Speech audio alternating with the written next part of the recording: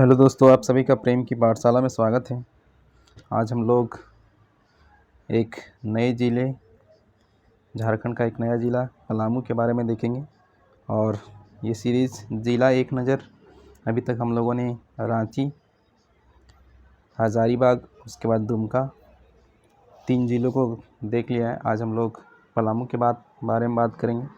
और ये जो सीरीज़ है इसमें हम लोग जैसे जैसे झारखंड में ज़िलों का निर्माण हुआ है उसके अनुसार हम लोग बढ़ रहे हैं। जैसे कि हज़ारीबाग की बात करें तो ये 1834 में बना था। फिर उसके बाद दुमका की बात करें तो ये 1855 में बना था। फिर उसके बाद पलामू की बात करें तो ये 1892 में बना था। और इससे पहले हम लोगों ने देखा था रांची, तो रांची बना था 1899 में। ठीक है, तो ये 4 ज़िले हैं। तो आज हम लोग पलामू को देखेंगे।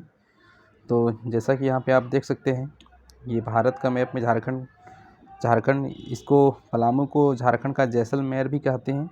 और यहाँ पे ये जो रेड कलर में दिख रहा है ये पलामू है। और इसके बगल में यहाँ पे ये गढ़वा है, गढ़वा डिस्ट्रिक्ट है। उसके बाद यहाँ पे लातेहार ये दिख रहा है आपको। और यहाँ पे जो ये है, यहाँ पे ये है चतरा। तो इसकी जो सीमा है वो कितने ज़िलों से लगती है? 3 ज़िलों से, एक लातेहार, एक गढ़वा और एक चतरा। और यहाँ पे इधर क्या है? बिहार है। ठीक है, तो आपका पूरब में हो गया चतरा, पश्चिम में हो गया गढ़वा, उत्तर में हो गया बिहार और दक्षिण में क्या हो गया? लातेहार।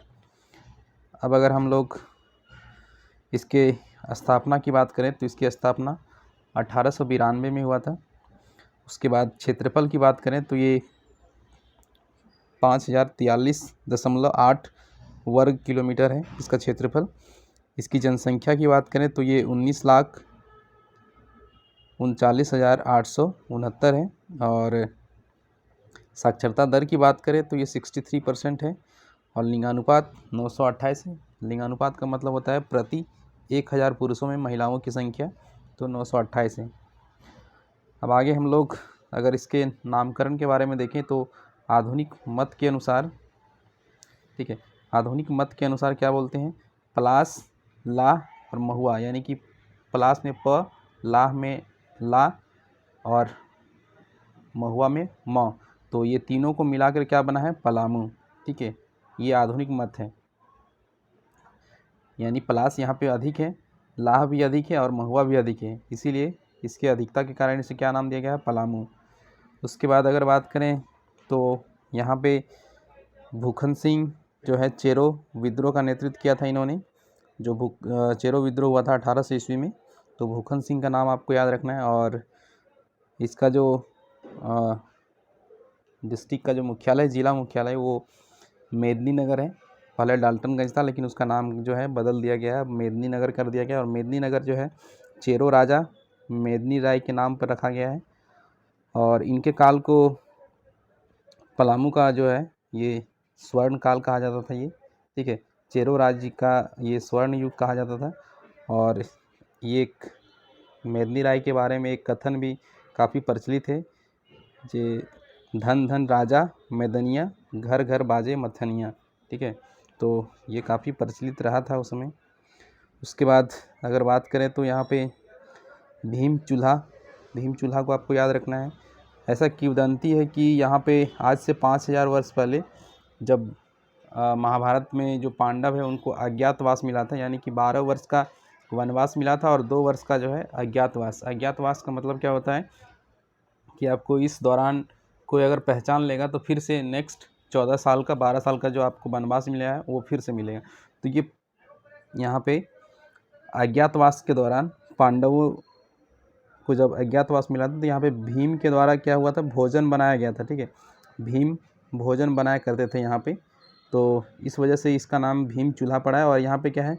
कोयल नदी के तट पर है। और ये जो शिलाखंड है, ठीक है, तो शिलाखंड से बना यह चूल्हा पांडवों के इस इलाके में ठहराव का मुख्य गवाह है।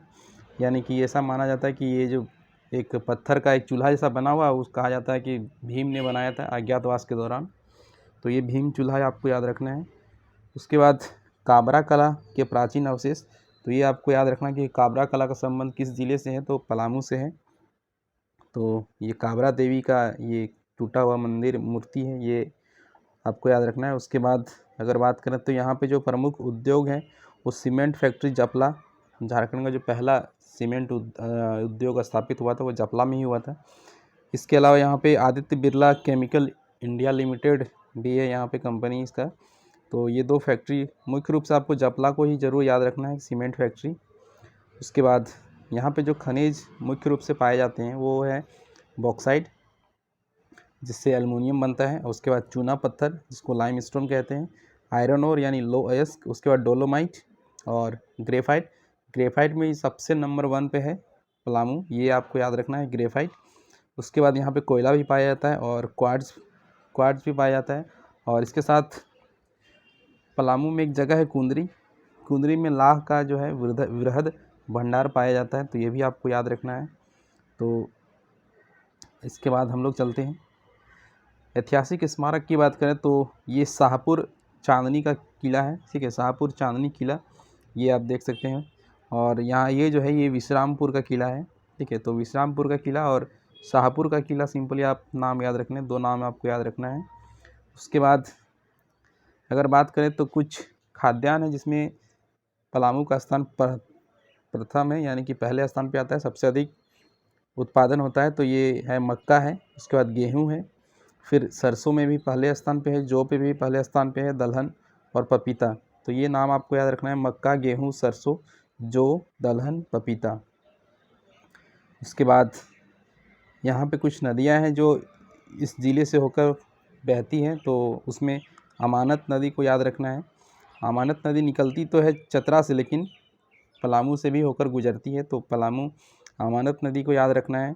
उसके बाद सोन नदी जो कि अमरकंटक से निकलती है, लेकिन ये पलामू होके ही गुजरती है।